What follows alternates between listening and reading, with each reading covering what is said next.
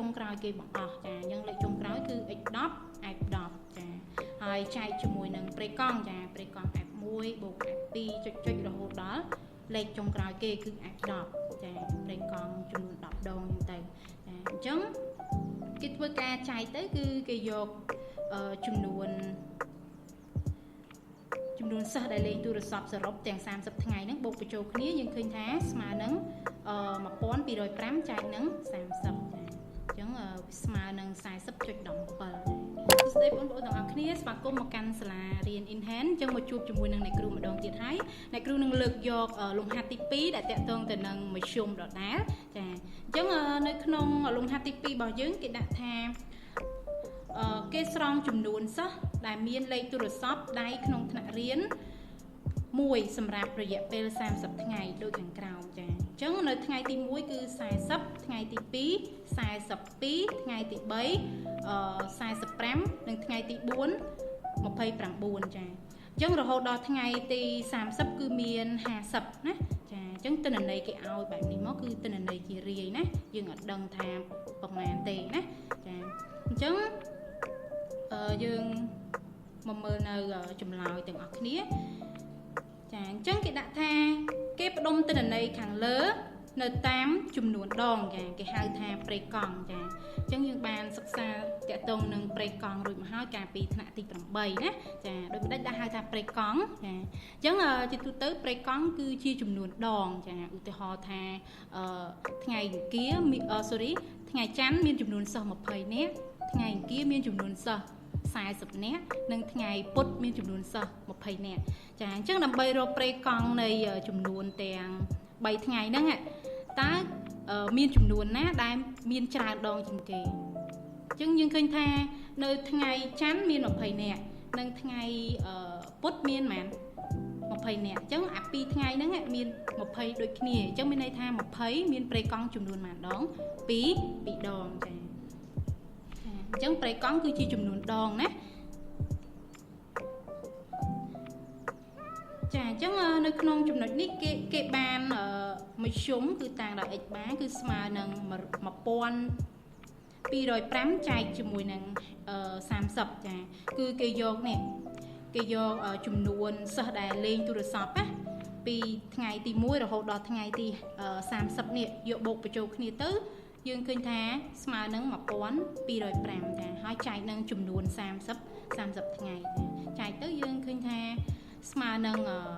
40.17ចាអញ្ចឹងនៅក្នុងលេខនេះគេធ្វើការបង្គុតចាបង្គុតចុះទៅគឺបាន40ណាព្រោះដោយសារនៅក្រោយក្បៀសគឺលេខ1កាលណាលេខ1គឺបង្គុតចុះអញ្ចឹងគេអាចបង្គុតទៅ40ណាចាសំទោសចាអញ្ចឹងនៅក្នុងចំណុចនេះគឺគេតាំង x ចាតាំង x ជាចំនួនសិស្សដែលលេងទូរស័ព្ទចាហើយនោះគេបាន x អងស្មើ29 x ដឺស្មើ36បន្ទាប់មកគេតាំង f ចាគេតាំង f គឺជាចំនួនព្រៃកង់ចាអញ្ចឹង f អងគឺស្មើ5 f ដឺស្មើ2ហ្នឹងទៅចាហើយគេតាំង x f នេះគឺជាផលគុណរវាងចំនួនសិស្សលេងទូរស័ព្ទនិងចំនួនព្រៃកង់ចាយើងគេធ្វើការគុណx អងគុណ f អងគឺស្មើនឹងប៉ុន្មាននេះគេយកគុណចូលគ្នាទៅគឺស្មើនឹង145ណាចាហើយ x ដឺគុណ f ដឺទៅគឺបាន72ចាហើយយើងចង់ធ្វើការគុណបន្តទៀតគឺដាក់ x 3គុណ f 3យ៉ាងមកអូខេអញ្ចឹងគេបានតម្លៃមធ្យមមានន័យថាគេទាញបានរូបមន្តមួយគឺ x បាស្មើនឹង x អង f អងបូកជាមួយ x ដឺ f ដឺបូកចុចអញ្ចឹងនឹងមានលេខច្រើនទៀតណានៅកន្លែងនេះណាចាបូករហូតដល់លេខចុងក្រោយគេបង្អស់ចាអញ្ចឹងលេខចុងក្រោយគឺ x 10 f 10ចាហើយចែកជាមួយនឹងព្រៃកង់ចាព្រៃកង់ f 1បូក f 2ចុចរហូតដល់លេខចុងក្រោយគេគឺ f 10ចាព្រៃកង់ចំនួន10ដងទៅចាអញ្ចឹងគេធ្វើការចែកទៅគឺគេយកចំនួនសិស្សដែលលេងទូរស័ព្ទសរុបទាំង30ថ្ងៃហ្នឹងបូកបញ្ចូលគ្នាយើងឃើញថាស្មើនឹង1205ចែកនឹង30ចាអញ្ចឹងស្មើនឹង40.17ចាអញ្ចឹងអ្នកគ្រូក៏ចង់បង្ហាញតាក់ទងនឹងតារាងព្រៃកង់នៅក្នុង ចំណុចនឹងដែរចាអញ្ចឹងអានេះគេហៅថាតារាងព្រៃកង់ណាចាអញ្ចឹងតារាងព្រៃកង់របស់យើងគឺមាន3ប្រឡោះគឺប្រឡោះទី1គឺអ្នកគ្រូតាំងដោយចំនួនសិស្សតាំងដោយ x ចាហើយតារាងទី2គឺព្រៃកង់ចាតាំងដោយ f និងតារាងទី3គឺផលគុណរវាងចំនួនសិស្សនិងព្រៃកង់ចាអញ្ចឹងនៅក្នុងនេះដែរគឺទី1យើងត្រូវបំពេញតារាងទី1នេះយើងដាក់29យើងដាក់លេខណាដែលតូចជាងគេណាចាយើងមើលនៅក្នុងទិន្នន័យរបស់យើងលេខដែលតូចជាងគេគឺមានចំនួនលេខ29ចាអានេះអញ្ចឹងយើងរាប់29ហ្នឹងតើមានប្រមាណដងដើម្បីរកប្រឡោះព្រៃកង់នេះចាអញ្ចឹងយើងរាប់មក1 2 3 4 5ចាអញ្ចឹងមាន5ដងអញ្ចឹង29មាន5ដងអញ្ចឹងកន្លែងព្រៃកង់របស់យើងត្រូវបំពេញលេខ5ចាហើយបន្តមកទៀតយើងមើលថាតើមានលេខ30អត់29ច្បាស់ជាមាន30ហើយត្រូវអត់ចាអញ្ចឹងយើងមើលទៅតើទិន្នន័យរបស់យើងមាន30អត់អញ្ចឹងបើអត់មានទេយើងដេញរកទៀតណាដេញរកលេខលើសនឹងទៀតចាអញ្ចឹង31ក៏អត់ដែរអញ្ចឹងមានតែ36ចាអញ្ចឹង36បន្ទាប់ពី29គឺ36ណាចាអញ្ចឹងយើងរាប់36ហ្នឹងតើមានព្រៃកង់ចំនួនប្រមាណដងចាអញ្ចឹងមាន1 2ចា sorry 1 2ចាមានតែ2ដងទេចាអញ្ចឹងព្រៃកង់36គឺមានចំនួន2ដងចាហើយ38មានចំនួន4ដងហេតុអីបានយើងដឹងថា4នេះយើងរាប់ទិន្នន័យនេះមករក38រាប់ឲ្យបាន4ដងមកចាហើយ39មានចំនួន3ដង40មានចំនួន2ដងចា41មានចំនួន2ដងដែរនិង42មានចំនួន3ដង45មានចំនួន3ដង49មានចំនួន4ដង50មានចំនួន2ដងចាអញ្ចឹងគេមើលទៅលើទិន្នន័យរបស់យើងនៅខាងដើមនេះណាចាបន្តមកទៀតគឺយើងត្រូវរក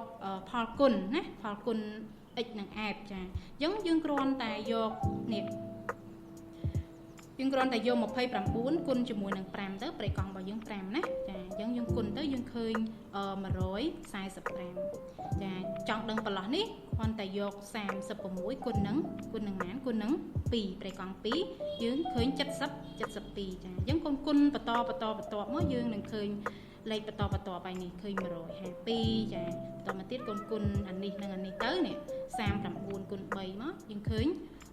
117ដែរអញ្ចឹងគុណបន្តមកទៀតមកយើងនឹងឃើញតម្លៃលេខខាងហ្នឹងហើយណាចាអូខេបន្តមកទៀតគឺនេះយើងត្រូវបំពេញដែរតកតងនឹងសរុបចាយើងសរុបមកយើងសរុបព្រៃកង់ដើម្បីរកព្រៃកង់សរុបគឺយើងត្រូវយកចំនួនព្រៃកង់ពីលើចុះមកក្រោមចាបូកបញ្ចូលគ្នាណានេះបូកបន្តគ្នាមកយើងឃើញថាឃើញ30អញ្ចឹងព្រៃកង់សរុបគឺ30ចំណែកឯផលគុណ x និង f គឺឃើញ1205ចានេះគឺយើងយក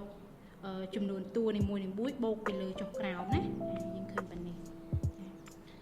អញ្ចឹងគេទាញបានរូបមន្តមួយគឺដើម្បីរកមធ្យមគឺx បាគឺស្មើជាមួយនឹង x អងគុណ f អងបូកជាមួយនឹង x ដឺគុណ f ដឺបូកចុចរហូតដល់ xn fn ចាហើយចែកជាមួយនឹងព្រៃកង់ x អងf អងបូក f ដឺបូកចុចរហូតដល់ fn ចាអញ្ចឹង fn នេះគឺជាតម្លៃលេខដែលគេឲ្យកំណត់ឧទាហរណ៍ថាបើសិនជា